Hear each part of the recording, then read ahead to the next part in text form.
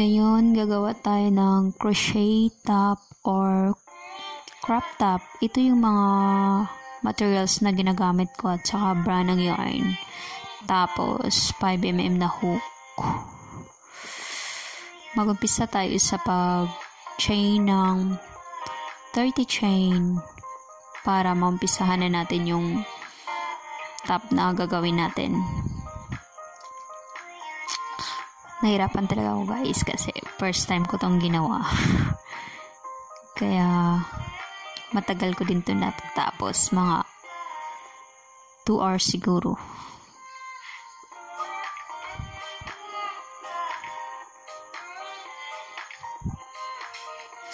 Start na tayo sa 30 chain.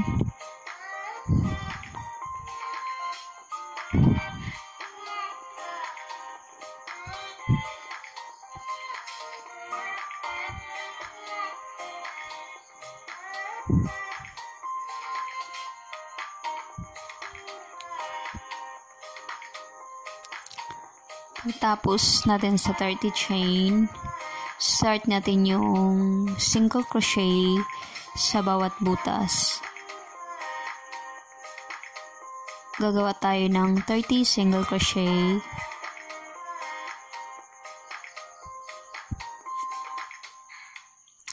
Pagkatapos, pagdating sa dulo, single crochet isa. Tapos, chain ka isa. Start natin yung triple crochet na gagawin natin. Skip natin yung pangalawang butas. Tapos, sa pangatlo tayo mag-umpisa. 1, 2, 3, triple crochet. Tapos, chain ka isa, triple crochet ka ulit sa susunod.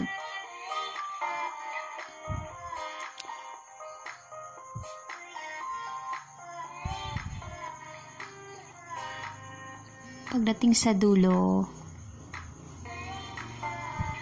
same lang din yung gagawin natin. Chain ka isa, tapos skip mo yung pangalawang butas, tapos mag-umpisa ka sa pangatlo para ma-form siya na crop top.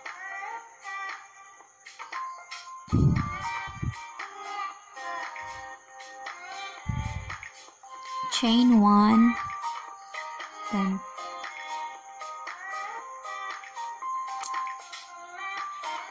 skip isa sa pangatlo ulit, triple crochet ulit.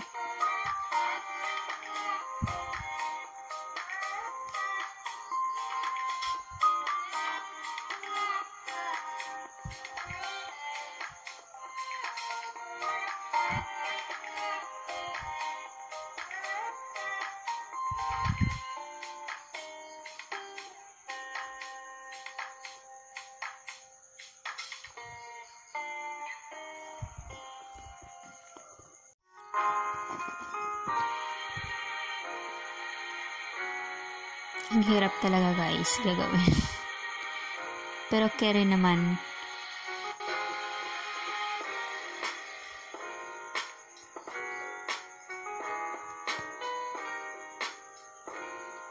Pagkatapos, triple crochet ulit. Same lang yung gagawin mo. Escape mo yung pangalawa. Tapos sa pangatlo ka mag-start ng triple crochet na gagawin mo.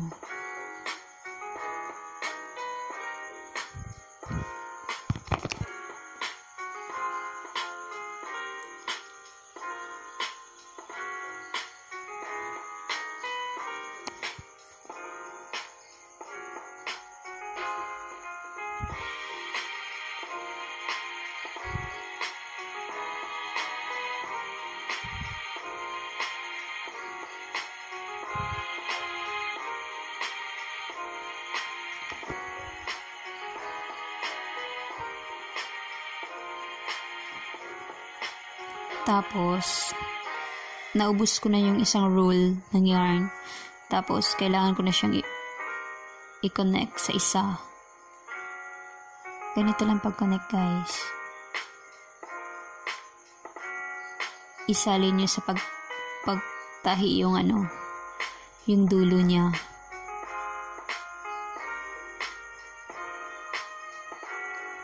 Kasi matatabunan yan at saka din na makita at saka din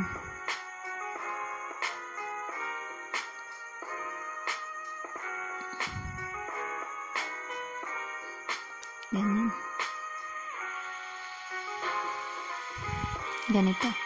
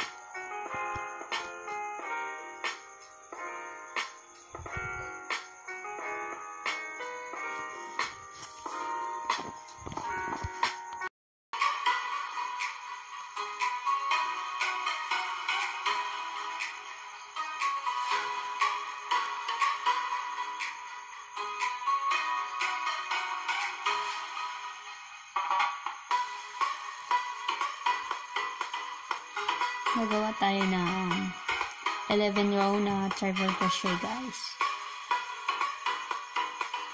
Bago tayo mag-start sa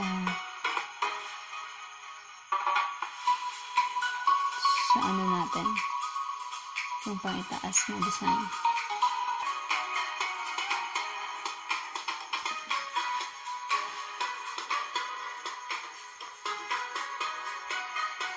Nag-umpisa na tayo sa skip pa rin natin yung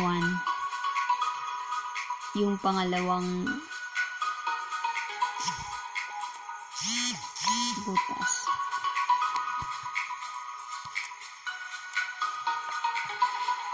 Tapos chain 1 tayo, then skip na naman yung isa. Ganito, guys.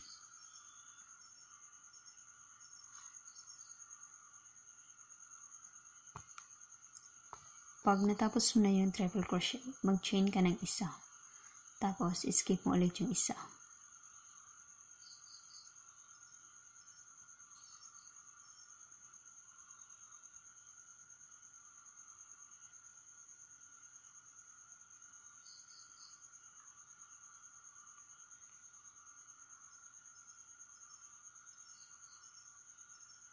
Pagdating sa dulo, chain ka isa, tapos single crochet ka sa bawat isa.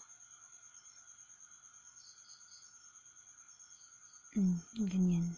Ang hirap talaga kasi isa lang yung hahawak sa gitna niya.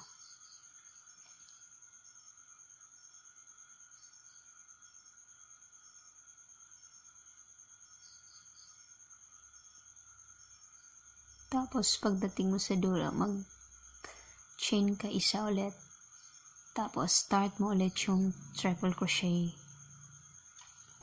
Same lang sa ginagawa mo sa yung una mong sa baba na may triple crochet. Ito, tingnan nyo.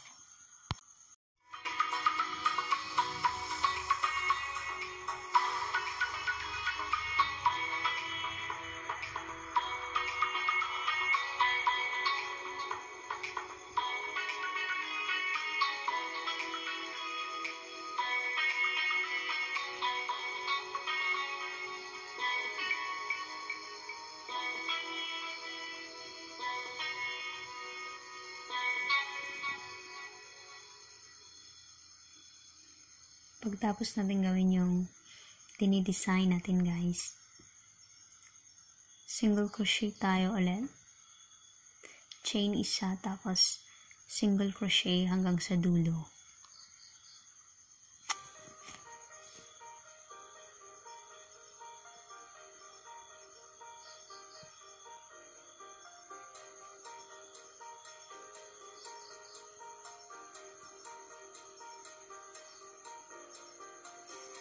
Pagdating sa dulo, mag-chain tayo hanggang 60 yung ginagawa ko para sa likuran. Tapos mag-slip stitch ka. 60 slip stitch.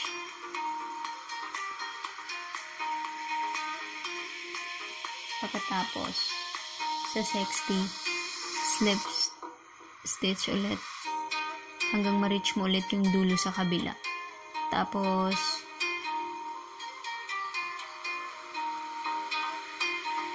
yan, hirap talaga kasi ang liit ng butas. Slip stitch ulit.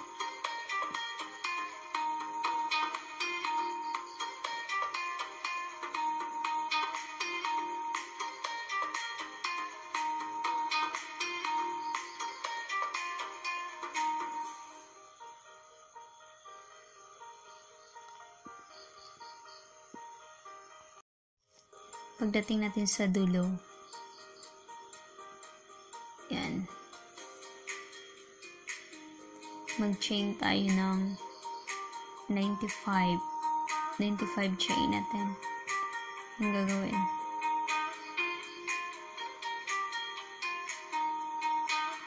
Tapos slip stitch mo ulit. Yun yung gagawin mo sa kabila din, ganun din.